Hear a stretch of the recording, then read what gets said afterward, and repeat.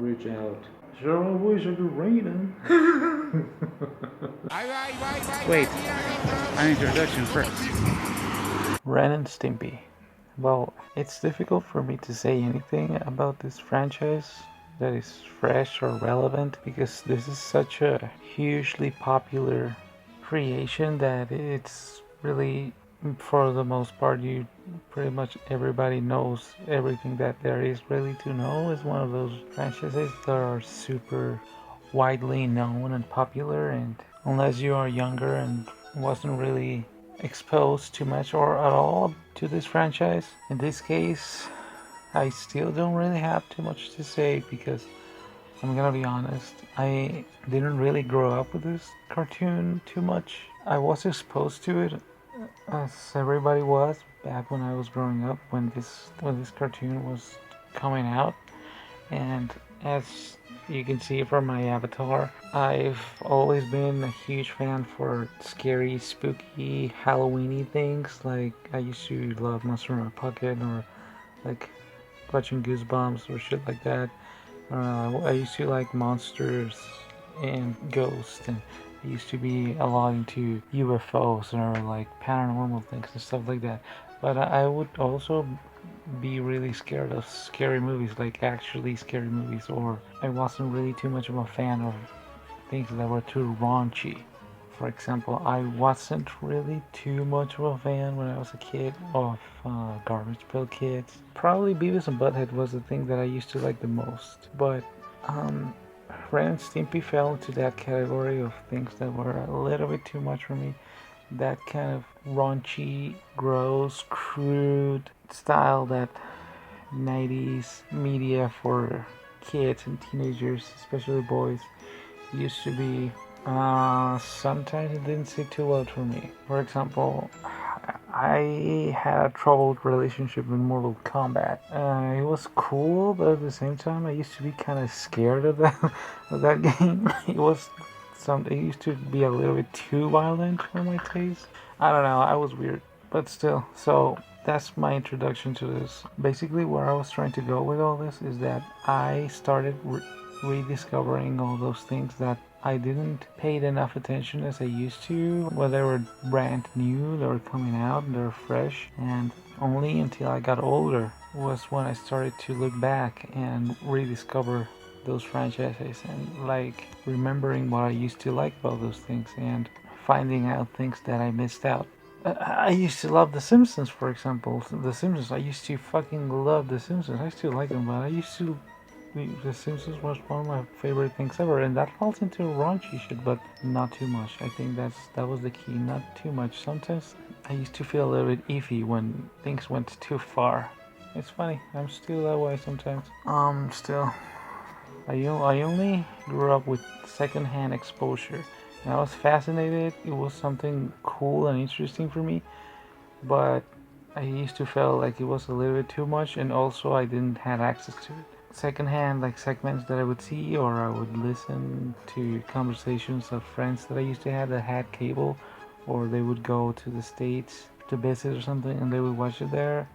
And the media used to talk a lot about that because it was so controversial. And I'm gonna talk more about how controversial it was and still is to an extent at the end. But so far, this is it.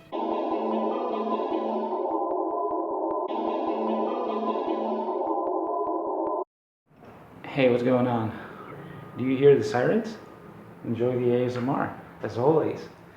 I think this is becoming a classic now. And I'm in a different place, and still, you can still hear the ASMR. I enjoy it. Not really, but whatever. So, anyways, long story short, I like comics. I like collecting comics. I like making comics.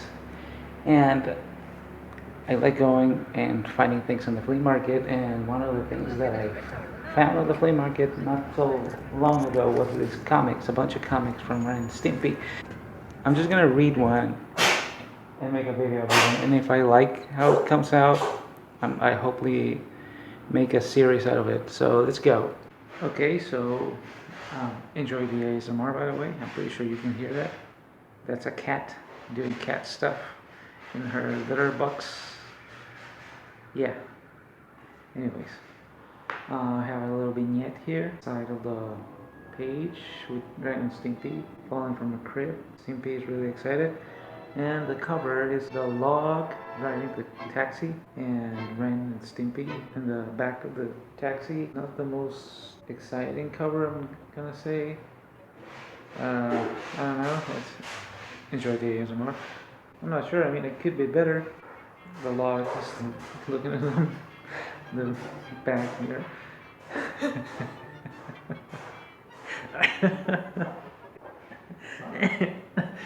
Sorry, that noise is really distracting.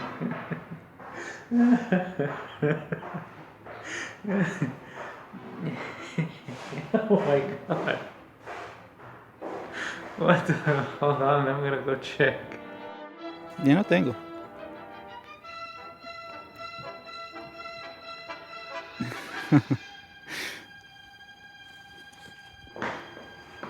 Alright, the cat has finished. We can continue. Yes, look, Ryan. He's nice and he's inspired. You sure you're not concerned that it's just a log? Anyways. Alright, opening the page, we can see a commercial. Twizzlers. Do Twizzlers still exist? Super 90s commercial, by the way. When was this comic made, by the way? So it was made in November. Commercial here, 1994. Wow, this is old. How old was I when this commercial came out? I was like 5. I was like 5, 6 years old or something.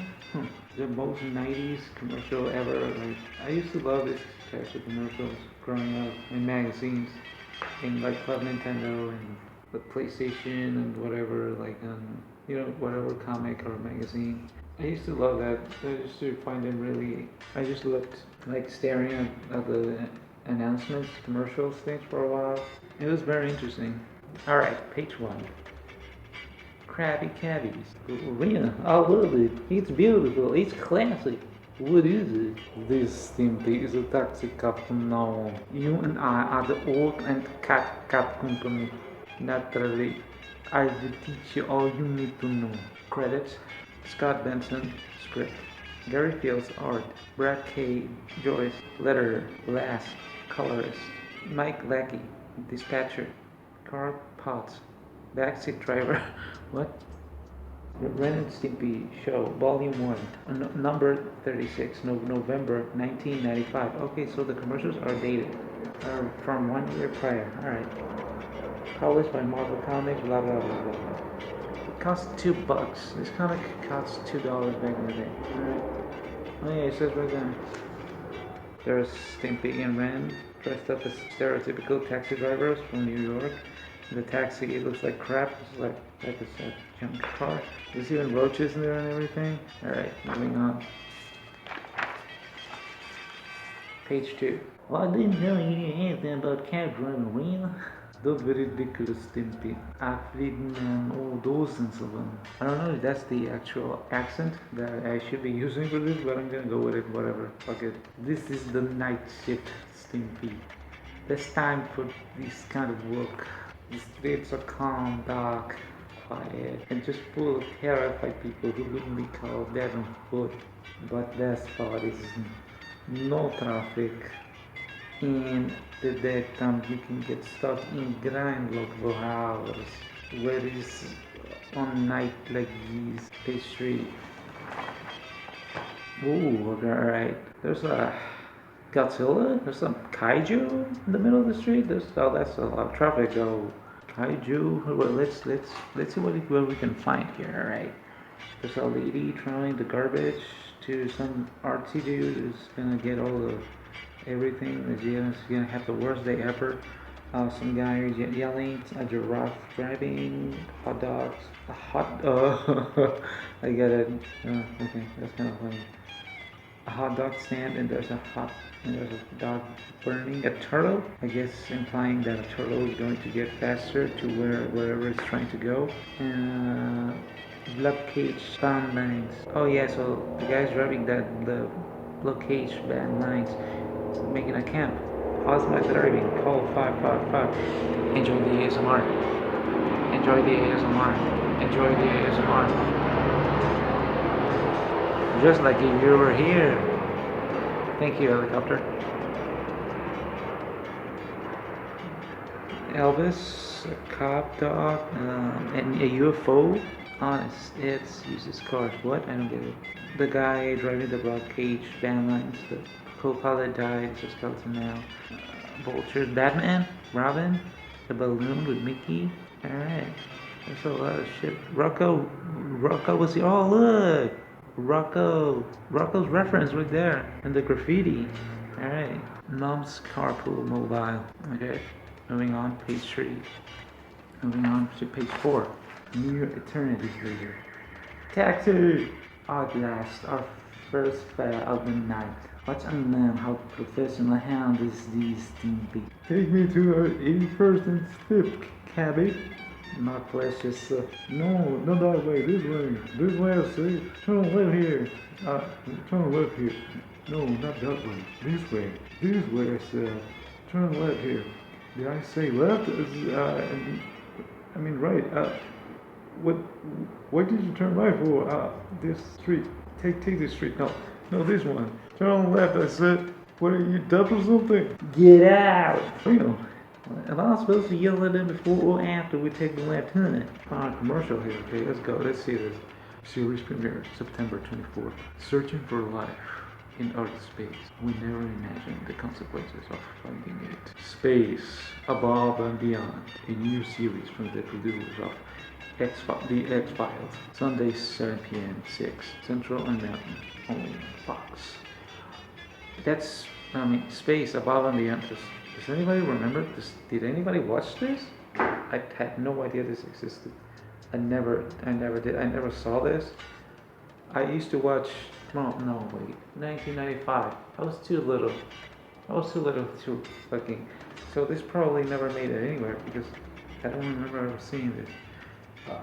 I'm more aware of like watching Fox 6 a little bit when I was a little bit older, 8, 9 years old, something like that. That's where I remember the programming. I remember the X-Files, of course. I used to watch, X-Men and whatever, Simpsons, blah, blah, blah. I don't remember this at all. I have no idea. No idea.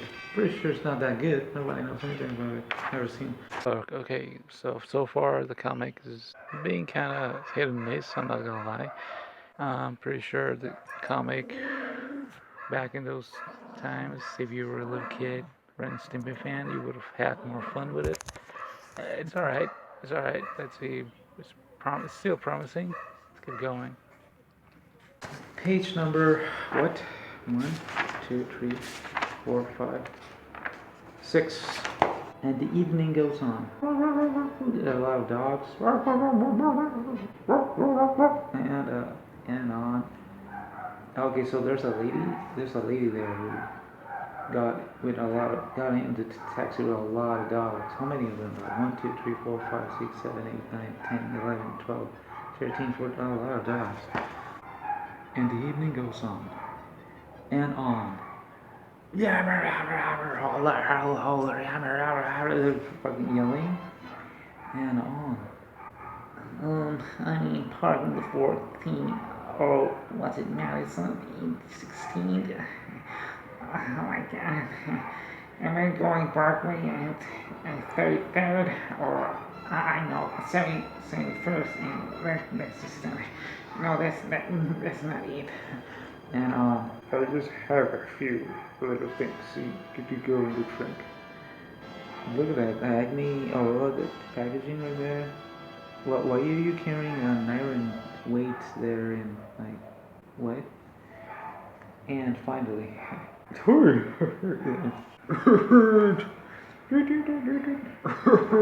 when can you take these, level so slow, blankly staring chase lights? You parrot mass lumbago. Right. He's nervous. This is obviously his first time in a taxi. Observe how I put him at ease with friendly banter. Charleston. Johnston hasn't stole my son. So, is this weather hot for you, buddy? The Eskimos are blooming again, huh? Yes, but did you catch the ball game last night? The bird there. For Matica Dawn. Nice day, it doesn't it rain, eh? But it makes like wonderful players. I think I've got the hang of this win. Another commercial. Every dirty, shameful, impure, irresponsible, demented thought that you hide from the world. And so here, harassing us, and we find this muscle chick wrestling with this guy. Base needs. Okay, some hellbilly dude. I don't remember that guy's name. Just like he has a huge boner for these hot chicks there, schoolgirls. I see him. Bad examples. Natural process. Oh, taking a crap. Cannibalism. A squirrel eating another squirrel. Unspeakable acts. That guy eating his own butthole. Vulgarity. And a third. Thank you, helicopter. Thank you, sir. Yes, sir. Sir, yes, sir. Thank you, sir. There's the Mira helicopter, by the way. I'm really next to the border, like steps away from the border. Not even kidding. That's the Mira helicopter, literally. Anyways, moving on. Vulgarity. A turd in a roller skate. What? Nincompooperi. And we see that from the exalted creators of Ren and Stimpy show. Copyright Nickelodeon. Comes Jimmy the idiot. Oh, it's Jimmy the idiot. The guy who had the boner for the hot chicks. I see him. I mean, I don't blame him though. Comes Jimmy the idiot boy. George Licker, American. And all new cast of cartoon pals for 61 page issues printed on whatever says there, super blurry paper. Hungry for heroes? Advertisement. What is this, Pugs? Get 3 free X-Men hero caps inside, especially marked backs of Linder's bagelets. What were those? Bagelets? You had caps on the bagelets? I never saw those. I don't remember those. No, I never saw those. It's probably this old as shit. Pretty cool caps though. Pretty sure it worked nothing now, but anyways. Collect all 15. Get all Marvel X-Men hero caps. Plus Wolverine Grass Slammer and enjoy the ASMR. Plastic container with purchase of Lanter's baglets and or letters baglets for only $2.99. Samples form plus check our money order for $2.99 per set. Includes shipping and handling. Put this original order from please end. Print legitimately. Mail to X-Men Hero Caps. Offer P.O. Box 3331 Maple Plain. And then 55593. God damn, it sucks to be dyslexic. So bagelets were like smaller bagels or something? I don't know. I have no idea. Page. I lost track. Sorry, I'm not gonna go back and count them all. Let me try. Was the ball game hot enough for you, Zoo? I love my son Sprinkler. She was. Stimpy, do something. Take the wheel. Hug. He's hugging. I was choking him. Give me this real thing here.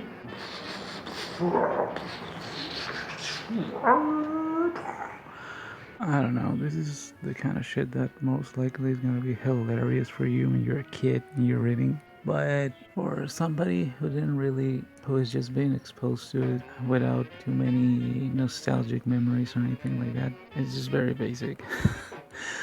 Well, what are you expecting really? I'm probably asking too much. I'm gonna keep reading. I've never dreamed the whole stream. I hope I did right. You always make me happy, just like Berkeley. See, this is fun.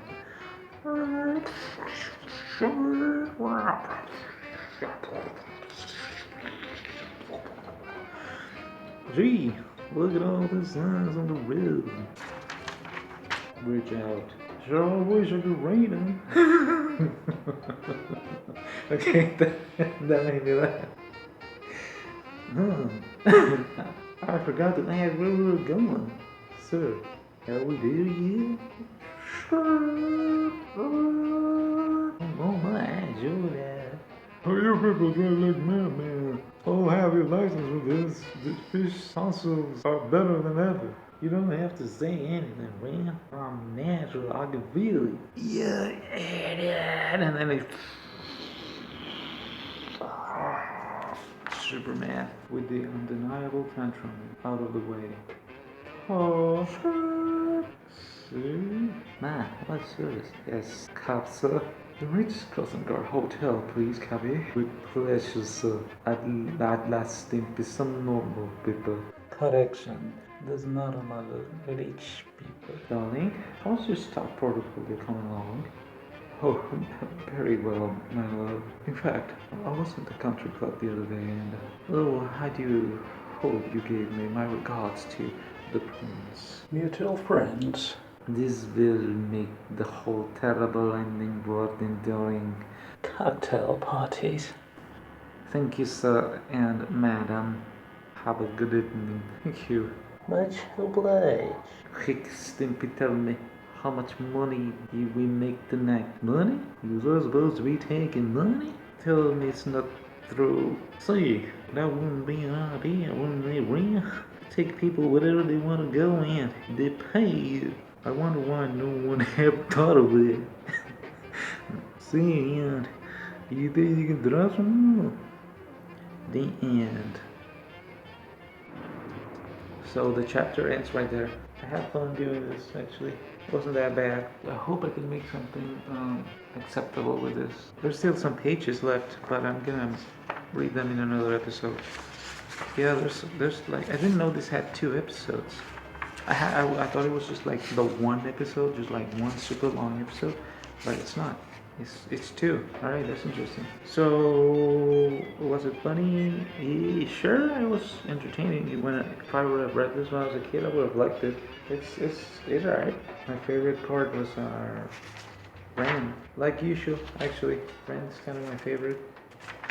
For the most part, it can be kind of insufferable. Stimpy's more likable. It's just that sometimes he's way too dumb.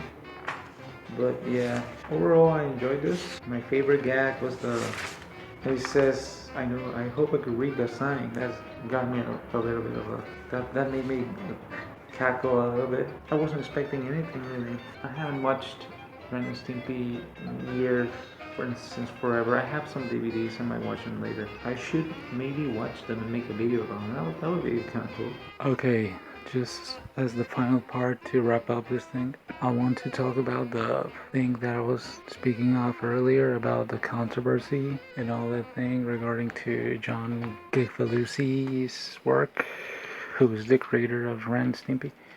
I want to address the controversy surrounding John and his work. It was controversial even before the scandals involving John about sexual accusations and all that. I can't remember by memory right now all the details now. So instead of risking inaccuracies, I'm just gonna leave it at that. But even before those things, in the 90s, the show was already controversial for being what you see it is. But I want to address one thing. One question you see people asking all the time whenever you find yourself in a situation like this. Can you separate the act from the artist? Oh, that is an argument, a question that I am 100% sure has no answer, because it's simply impossible. Like, for example, I've been covering Christian here a lot, and I'm planning to cover a lot of things similar to that. Like, for example, I'm talking about the creator of Ren and Stimpy now, and that is a question that has no answer, because everybody has their different ways to have an opinion about the same subject. So unless you can manage to make everybody have some kind of hive mind in which everybody thinks exactly the same, then you're never gonna be able to answer that. But in my case, yes, I can. I usually try to. Sometimes it's more difficult than others. Sometimes people, like for example John, may do things and are a certain way that may be so reproachable for you in some aspects that you immediately can shrug off their work as bad or something that you don't like. Even if you previously would have enjoyed it, you probably would have even identified with. Call that music, illustration, whatever you want to call it, whatever you want to do, anything that somebody else has created and you have consumed. I always forget about my biases, my beliefs, or any kind of sense of moral superiority over anybody else, and I also try to just view that person as a flawed person that can make mistakes, and that I can make mistakes too, and that everybody that has ever made anything is also flawed, and just shut down any judgment or even my own personal beliefs and just forget for a moment. Just forget about them and about the things that I can reproach, even if I am right or wrong, and let go of my vanity too. Admit that somebody that I probably do not like is capable of doing something that can mesmerize me or make me enjoy that. When you remove that vanity from you and you just basically admit defeat a little bit, you don't have to change anything. Just sort of admit defeat in a way for a little while and just give credit where credit is due. Then you are able to just enjoy so many things and just kind of have a more chill life, really, actually. You're just able to enjoy so many things about life that it's remarkable. Anyways, that's it. Now, his work. That is the thing that has been making me discover more things about him than anything about his story or whatever. Well, it all has to do with his story. When you see his work, you can understand him. When you see the kind of art that people do, you can start to understand a lot about. You can learn from people. And just like when you study morphology, when you study psychology, when you study whatever, anything that has to do with behavior, anything from the way you dress or act to the things that you make or create, it all stems from the person that you are. And now that I see his work as an adult, I understand so much. I understand the humor of the show. I understand his actions as a person. There's so many things that you hear he would do. So many ways you would hear he would treat people, his co-workers, his subjects, things like that. You see it basically to not go so long about it. Everything about his work is sort of an artistic tantrum. That's one way I could put it together. It stems from hate. I understand that. I can see where he's coming with all that. I was in that spot too. As an illustrator, I was in that spot too. I've been there. Overall, it all stems from hate, resentment, a troubled upbringing, most likely. His focuses and obsessions as an artist speak very strongly of resentment overall. You can start with his human form.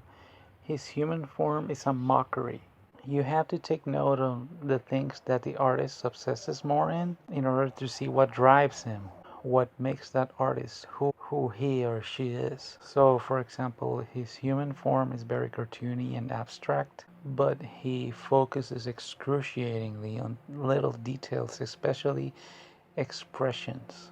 Somebody very sensitive, capable of noticing little micro expressions, little details of body language that maybe not everybody may be capable of understanding in the same level. He makes excruciating emphasis on the ugliest aspects of the human form. The human form, people, the world, everybody else. There's an issue he has or had with everybody else, and he needs to alleviate that issue, countering against it somehow, in his case artistically. The human form you draw is the form that reflects yourself, the way you view yourself, the way you feel about yourself, and it also reflects the view you have on everybody else, on the world, on people. And he diminishes his human form. He makes it look puny. His human form always look floppy, gross, saggy, puny, pathetic, like gross, ugly. There's always this hint of a sense of resentment in the way he always mocks the human form, the way it always looks dirty, sickening, grotesque, like smelly, stinky. He always needs to diminish the human form, belittle it, humiliate it. That has to stem from a lot of past issues in his upbringing, probably very troubled upbringing. There has to be a lot of resentment there in order for you to need to mock something. When you mock something, you belittle it. You strip it of its power. You take away its importance, its influence, its impact to a level low enough that you can manage it. That is the whole psychological use of mockery. His work also talks a lot about somebody who is very sharp, very observant, perceptive person. The situations in his stories are always very satirical, raunchy, crude, and dreadful. He shows a lot of understanding on how to make you react, feel a wide range of things, from amusement to shock and humor. Humor is very complicated. Effective humor has so many layers of emotion, surprise, ingenuity that you need to be sharp and cutthroat. His work is very aggressive and has a lot of emotion. And it's merciless. I mean, merciless people are people who need to prove their point and put you in your place whenever the point is wrong or right. That's another debate, but it's a point that they have. You see his work. It's excruciating. He doesn't give a shit. He just puts his point. Expressions are disrupted, blended in with others that don't correspond with each other. An art that reflects possible, I'm just guessing here, possible emotional abuse that has resulted to emotions exploding and getting mixed with each other, just like basically becoming a hurricane on the mind. The angles are very round. Roundness in art is made from people who are more tactful, with a more tender personality than let's say somebody who draws extremely sharp angles. But that doesn't mean that the person is harmless or incapable of aggression. You have to look for the whole picture. It just means that you have to look for every other characteristic, but that simply means that that person has well, basically that person has a wider range of emotions and capacity of empathy and sensibility than somebody who has very sharp angles. Sharp angles tend to be more inflexible. Inflexible people don't tend to be very emotionally intelligent, for example. Not as much as somebody who doesn't do something like that. Somebody with sharper angles has a more narrow understanding, more simplistic understanding of emotions. Usually more self-centered person with more basic anger, happiness, you name it, instead of somebody, well, you get it. Both aspects can be positive or negative. Don't think of somebody with a lot of emotional intelligence and capacity of empathy is going to be a nice, goody person. That can be used to manipulate others. If you understand others' emotions, you know how to harm and you know how to manipulate better than somebody who doesn't. You're just more subtle. Being sensitive, emotionally intelligent, and capable of empathy doesn't mean that you're going to be necessarily a good person.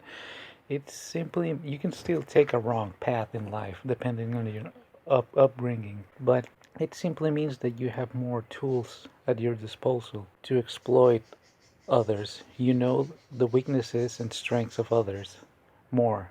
You literally have more power. That's basically it. And vice versa.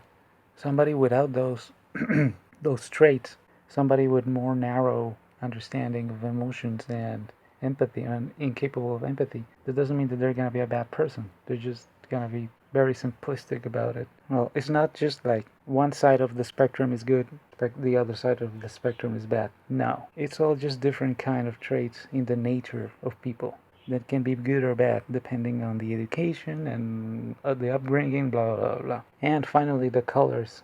Again, huge variety of shades of colors, from darks, very vibrant, bright, energetic, yellows, reds, intense, blues, everything from really dark. He has an expertise in managing colors, making a piece go from gray, grim, and dark and moody to bright and fun and colorful and full of energy and charisma. Again, somebody with a huge emotional range. There's a lot of focus in sexuality, a very disrupted focus on a very disrupted sexuality, but it's there. It makes sense with everything else that we can see in his art. And finally, masculinity, something that stands out a lot when you see all of his work in general, is masculinity.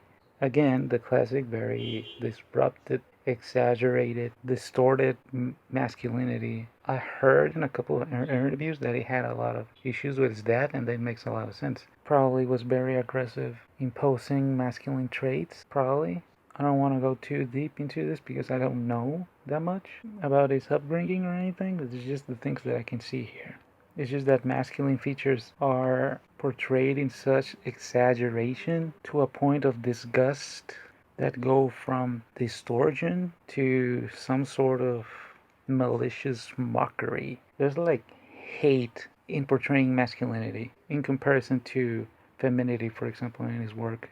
Girls are always very sexualized, and the notion that you get is that girls are always desirable and unreachable. That they all sort of have this attitude of being sort of too good for you. Probably conflict with girls, issues there, probably sexual frustrations.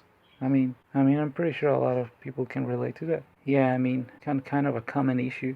And then he mocks it and makes them this sort of buffoonish daisies. I don't know. I could talk more in depth about that, but I think this is a good time to just call it a day right here, and yeah, just end it already. I never really stopped to analyze his work at all, and I started doing this, and I just got carried away. I was just going to say a couple of things, and now I just went overboard. Yeah, I think that made it comprehensive enough. All right then, bye. Hasta la puerta de su casa. Gran preventa de boletos a solo 50 pesos. Escuchó muy bien. Y solo 50 pesos. No 250 pesos.